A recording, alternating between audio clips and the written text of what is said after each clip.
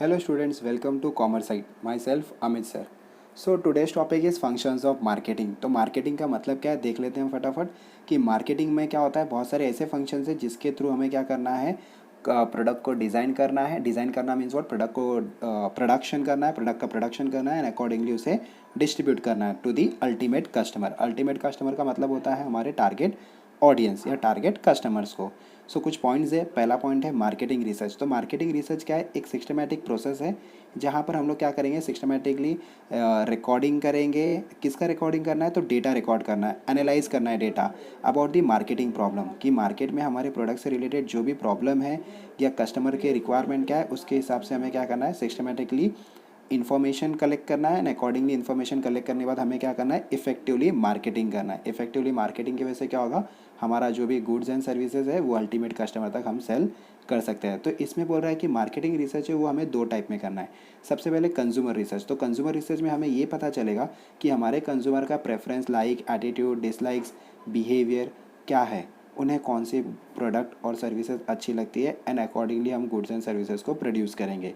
Dealer research से हमें ये पता चलेगा कि हमें डीलर से फीडबैक मिलेगा in respect of the firm product that of competitor. मतलब हमारे कॉम्पिटिटर में और हमारे प्रोडक्ट में क्या डिफरेंस है, क्या हमारे वीक पॉइंट्स है, हम अपने प्रोडक्ट को कैसे इम्प्रूव कर सकते हैं। तो ये सारा फीडबैक हमें डीलर रिसर्च से ही मिलेगा। तो पॉइंट नंबर 1 में हमें सिंपल यही देखना है कि हमें time to time marketing research करना है सो दैट हमें प्रॉपर इन्फॉर्मेशन मिले and according to the information हम क्या करेंगे, अपने प्रोडक्ट को इम्प्रूवमेंट करेंगे। पॉइंट नंबर 2 में बोल रहा है ब्रांडिंग। सो ब्रांडिंग क्या है, ब्रांडिंग एक ऐसा प्रोसेस है जहाँ पर हम लोग क्या करने वाले हैं, उस पर्टिकुलर प्रोडक्ट का मतलब उस पर्टिकुलर ब्रांड का हमें क्या करना है, नाम डिसाइड करना है। सो जो नाम होना चाहिए वो कैसा होना चाहिए, वो उसके प्रोडक्ट के नेचर, वो प्रोडक्ट के फंक्शन को मैच करना आना चाहिए। और most of the time product का जो नाम होना चाहिए वो इजी टू प्रोनाउंस होना चाहिए। जैसे for example lux and Limca, जैसे ये इजीली हम प्रोनाउंस कर पा रहे हैं। और मोस्ट ऑफ द टाइम हमें ये भी ध्यान देना है कि अगर हमारा जो प्रोडक्ट है वो यूनिवर्सल है तो यूनिवर्सल प्रोडक्ट के लिए भी हमें एक कॉमन सा नाम ही डिसाइड करना है। जैसे मैंने यहाँ पर एग्जांपल में लिया है पेप्सी एंड कोको कोला। सो वैसे ही अगर गुड ब्रांड नेम होगा, मतलब गुड प्रोडक्ट का नाम होगा, तो जिसकी वजह से कस्टमर इजीली तुम्हारे ब्रांड को आइडेंटिफाई करेंगे और ज़्यादा से ज़्यादा प्रोडक्ट का मार्केट में डिमांड भी होगा। सो ब्रांडिंग बहुत इंपॉर्टेंट रोल प्ले करता है तुम्हारे प्रोडक्ट का डिमांड को क्रिएट करने के लिए। पॉइंट नंबर 3 में बोल रहा है एडवर्टाइजिंग। तो सिंपल वे में एडवर्टाइजिंग क्या करता है, लोगों के माइंड को डाइवर्ट करता है।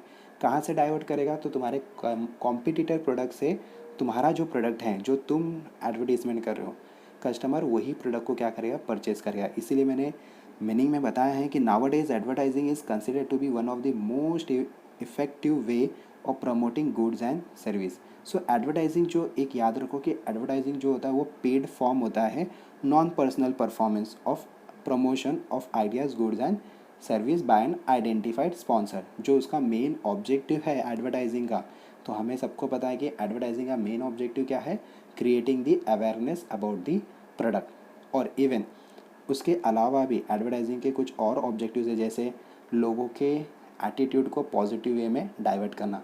जैसे से फॉर एग्जांपल आज के डेट में अगर ओप्पो का एडवर्टीजमेंट नहीं होता तो लोगों का एटीट्यूड क्या होता है, इंडियन कस्टमर्स का, कि ये चाइना प्रोडक्ट है। सो अगर जितना ज़्यादा हम ओप्पो का, वीवो का, एमआई का एडवर्टीजमेंट करेंगे, लोगों का जो एटीट्यूड है वो नेगेटिव से पॉजिटिव में डाइवर्ट हो जाएगा। Even with the help of advertising हम अपने ब्रांड इमेज को भी इम्प्रूव कर सकते हैं और ब्रांड लॉयल्टी को भी बढ़ा सकते हैं। ब्रांड लॉयल्टी मतलब क्या होता है, कस्टमर हमारे प्रोडक्ट को रिपीट परचेज करेगा। कस्टमर रिपीट परचेज कब करेगा, जब कस्टमर को लगेगा कि हमारा प्रोडक्ट मार्केट में इजीली अवेलेबल है, तो वो डेफिनेटली हमारे प्रोडक्ट को ही परचेज करेगा। और even most of the time हमें ये भी ध्यान देना है कि हमारे प्रोडक्ट से कस्टमर हमारा सेटिस्फाइड भी होना चाहिए। साथ ही साथ एडवर्टाइजिंग हमें ये भी हेल्प करता है कि मार्केट में कितना भी टफ कंपटीशन क्यों ना हो, उसे हम लोग इजीली फेस कर सकते हैं। एडवर्टीजमेंट के हेल्प से हम अपना कॉर्पोरेट इमेज, मतलब हम अपने कंपनी का गुडविल बढ़ा सकते हैं। और इवन हम अपने कस्टमर्स को जो भी प्रोडक्ट की जो भी इंफॉर्मेशन है, तो उसको भी हम इंफॉर्मेशन अपने कस्टमर तक पहुंचा सकते हैं। So how to use the product for an example. Next point है product design. So product design मतलब क्या होता है, प्रोडक्ट का मैन्युफैक्चरिंग। तो हमें प्रोडक्ट डिज़ाइन करने के पहले हमें ये ध्यान देना है कि कस्टमर के नीड्स एंड रिक्वायरमेंट क्या है, क्योंकि नीड्स एंड रिक्वायरमेंट के हिसाब से हमें पता चलेगा कि हमें कैसा प्रोडक्ट बनाना है जिसकी वजह से कस्टमर हमारा सेटिस्फाइड हो जाए। तो हमें हमेशा क्या करना है, इंट्रोड्यूस करना है, नया नया प्रोडक्ट इंट्रोड्यूस करना है, क्योंकि नया नया प्रोडक्ट इंट्रोड्यूस करोगे तुम मार्केट में तो डेफिनेटली तुम्हारा गुडविल भी बढ़ेगा। जैसे से फॉर एग्जांपल स्पेशली जो फील्ड है पैरामेडिकल, हाँ, इंजीनियरिंग, इलेक्ट्रॉनिक्स, ऐसे सब फील्ड में क्या होना चाहिए, ज़्यादा से ज़्यादा नया नया इनोवेटिव प्रोडक्ट्स आने चाहिए। लेकिन इनोवेटिव प्रोडक्ट लाने के लिए या मैन्युफैक्चरिंग करने के लिए हमारे पास अच्छा खासा फंड भी होना चाहिए और अच्छी तरीके से रिसर्च एंड डेवलपमेंट भी होना चाहिए, क्योंकि रिसर्च जितना करोगे उतना तुम्हें इन्फॉर्मेशन मिलेगा एंड अकॉर्डिंग टू इन्फॉर्मेशन तुम अपने प्रोडक्ट डिज़ाइन के ऊपर क्या करोगे, इम्प्रूवमेंट करोगे। That is what development. जैसे फॉर एग्जांपल मैंने यहाँ पर लिया है Suzuki motor has plan to introduce at least one new product और new model of a car in a year. तो सुजुकी मोटर्स क्या करता है, हर एक साल में एटलीस्ट एक तो नया मॉडल देगा। जैसे से फॉर एग्जांपल इवन सैमसंग का भी टैगलाइन है next is now. Next is now, हमेशा तुम ये ध्यान दो कि जो सैमसंग होता है हर 2 महीने में 3 महीने में एक नया मॉडल लॉन्च करता है। ये कैसे हो रहा है, this is what known as the product design. लेकिन कैसे होगा, just with the help of research and development. Next point है after sale service. So after sale service मतलब ये मोस्टली हम लोग आफ्टर सेल सर्विस कौन से प्रोडक्ट पे देते हैं, तो कंज्यूमर ड्यूरेबल प्रोडक्ट्स पे देते हैं। मोस्ट ऑफ द टाइम हम लोग ऑफिस इक्विपमेंट, मशीनरी, बड़े बड़े जो टेक्नोलॉजीज़ होंगे उसके लिए भी हम आफ्टर सेल सर्विस देते हैं। आफ्टर सेल सर्विस में जैसे से for example free home delivery भी होगा, even how to install the machineries और how to install the office equipment, हाँ, तो उसकी थोड़ी बहुत ट्रेनिंग हम क्या करेंगे अपने कस्टमर को भी देंगे। इवन अगर हमारा जो प्रोडक्ट है अगर वो वारंटी में कवर्ड है तो हम अपने कस्टमर को जल्द से जल्द उसको मेंटेनेंस फैसिलिटी या मेंटेनेंस सर्विसेज भी देंगे। तो जितना इफ़ेक्टिव तुम आफ्टर सेल सर्विस दोगे उतना कंपनी का जो रेपुटेशन है वो भी क्या होगा, बढ़ेगा। लेकिन अच्छी आफ्टर सेल सर्विस देने के लिए हमें क्या करना पड़ेगा, सिलेक्ट दी राइट एम्प्लॉयज़। हमारे पास जो एम्प्लॉयज़ होनी चाहिए वो अच्छी होनी चाहिए। हमें एम्प्लॉयज़ को ट्रेनिंग देना है सो दैट उनका जो स्किल्स है वो इम्प्रूव हो सके। और टाइम टू टाइम हम अपने एम्प्लॉयज़ को मोटिवेट करेंगे। मोटिवेट करने के लिए 2 फैक्टर है, मॉनिटरी और नॉन मॉनिटरी। मॉनिटरी में हम उसे इंसेंटिव्स, बोनस वगैरह देंगे, ठीक है। और नॉन मॉनिटरी में क्या होगा, हम उसे बहुत सारे ऐसी सर्विसेज देंगे जिससे वो हमारा जो एम्प्लॉयज़ है वो सेटिस्फाइड हो सके। सो बेसिकली ये जो आफ्टर सेल सर्विस जो है वो किसके ऊपर डिपेंड करता है, it depend upon the employees of the company. अगर एम्प्लॉयज़ अच्छे हैं तो डेफिनेटली आफ्टर सेल सर्विस भी कस्टमर को अच्छी मिलेगी। फिर है sales promotion. So sales promotion में क्या होता है कि हमें अपने सेल्स को प्रमोट करना है। तो प्रमोट करना है मतलब उसे बढ़ाना है। तो बढ़ाने के लिए कुछ टूल्स है, मतलब कुछ तरीके हैं जिसके थ्रू हम लोग क्या कर सकते हैं, अपने सेल्स को इम्प्रूव कर सकते हैं। जैसे बायबैक ऑफ़र, कि मतलब बायबैक ऑफ़र है, फिर बैंडेड और कॉम्बो प्रोडक्ट है। कॉम्बो प्रोडक्ट में क्या होगा, जैसे एक पे एक फ्री, या हेयर ऑयल पे हेयर कोम्ब फ्री हो गया, ठीक है। और फिर कूपन्स और कैश वाउचर्स, जैसे हम लोग ने उसके ऊपर कुछ कैश वाउचर्स दे दिया या फ्री डिस्काउंटेड कूपन्स दे दिए। एक्सचेंज ऑफ़र मतलब जूना लाओ नया ले जाओ, free samples and free gift दे दिया उसके पर, ठीक है। गारंटी एंड वारंटी एक्सटेंड करके दे दिया। तो ये सारी तुम जितनी अपने कस्टमर को ये सारी क्या बोलते हैं, ये सारी चीज़ें अगर तुम दोगे अपने कस्टमर्स को, सो डेफिनेटली तुम्हारे कस्टमर्स भी क्या होंगे, तुम्हारे प्रोडक्ट को ज़्यादा से ज़्यादा परचेज़ करेंगे और तुम्हारे रेपुटेशन भी तुम्हारे कंपनी का बढ़ेगा। नेक्स्ट पॉइंट है प्राइसिंग। तो प्राइस का मतलब क्या होता है, वो एक एक्सचेंज वैल्यू है जहाँ पर सेलर विलिंग है सेल करने के लिए और बायर विलिंग है, मतलब बायर की इच्छा है बाय करने के लिए। और जितना अच्छा प्राइस होगा उतना ही मार्केट में डिमांड भी बढ़ेगा।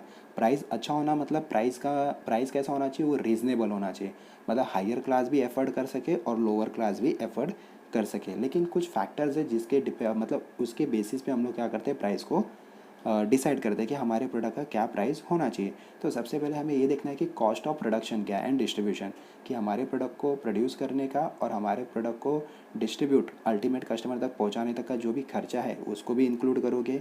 फिर मार्केट में कंपटीशन कितना है, अगर कंपटीशन ज़्यादा है तो प्राइस कैसे होनी चाहिए, रीज़नेबल होनी चाहिए। अगर कंपटीशन कम है तो हम ज़्यादा चार्ज कर सकते हैं, but make sure price always remain reasonable. Corporate image, तो हमारी कंपनी का अगर मार्केट में गुडविल बहुत अच्छा है तो ऐसे जो कंपनीज़ है तो उन लोग डेफिनेटली बहुत ज़्यादा चार्ज करते हैं, बिकॉज उनके नाम पे ही उनका प्रोडक्ट बिक जाता है। कस्टमर्स नेचर, मतलब कस्टमर का नेचर कैसा है, कस्टमर की उसकी इनकम कैसी है, उसका बैकग्राउंड कैसा है, तो डिपेंड अपॉन उसके ऊपर भी हम प्राइस चार्ज करते हैं।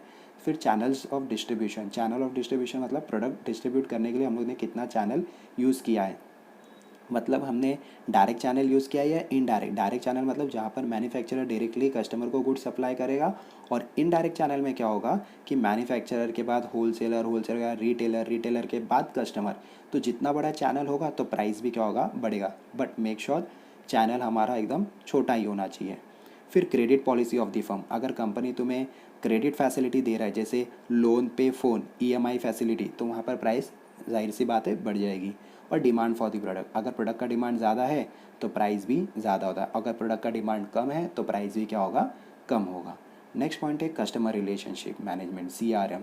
तो ये तो आज के डेट में बहुत ही इंपॉर्टेंट है। अगर तुमने अपने कस्टमर के साथ रिलेशन अच्छे से नहीं रखा तो तुम्हारा कस्टमर वापस से तुम्हारे प्रोडक्ट को परचेज़ नहीं करेगा। इसीलिए जो आज के डेट में जो प्रोफेशनल फर्म्स है या प्रोफेशनल मार्केटर्स है, उन लोग पूरा फोकस किस पे करते हैं, CRM पे करते हैं, मतलब कस्टमर रिलेशनशिप मैनेजमेंट। वो क्या करेंगे, जितने भी उनके पास कस्टमर्स है उनके पूरे डिटेल्ड इन्फॉर्मेशन अपने पास रखेंगे, जैसे उनकी लाइक्स, डिसलाइक्स, उनका टाइम ऑफ परचेज़ कब होता है, कब वो प्रोडक्ट लेते हैं, उनका ऑर्डर कितना होता है, मतलब बल्क में ऑर्डर करते हैं कि लेस क्वांटिटी में ऑर्डर करते हैं, वो पूरा रिकॉर्ड अपने पास रखेंगे एंड अकॉर्डिंगली उनको अच्छी तरीके से सर्विस देंगे। और मेक श्योर कि जो हमारे ओल्ड कस्टमर्स है, लॉयल कस्टमर्स है, उसके ऊपर तो हमें बहुत ज़्यादा फोकस करना है। सबसे प्रायोरिटी बेसिस पे सर्विस हम ऐसे अपने लॉयल कस्टमर्स को भी देंगे, सो दैट हमारा कस्टमर के साथ रिलेशन अच्छे से मेंटेन रहे।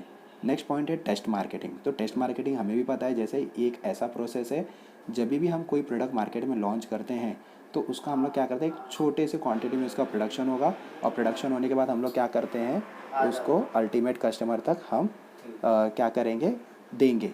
जैसे से फॉर एग्जांपल लॉन्च किया, तो लॉन्च करने के टाइम हमें क्या होगा, हमें पता चलेगा कि हमारे प्रोडक्ट में क्या क्या। सो नेक्स्ट पॉइंट है टेस्ट मार्केटिंग।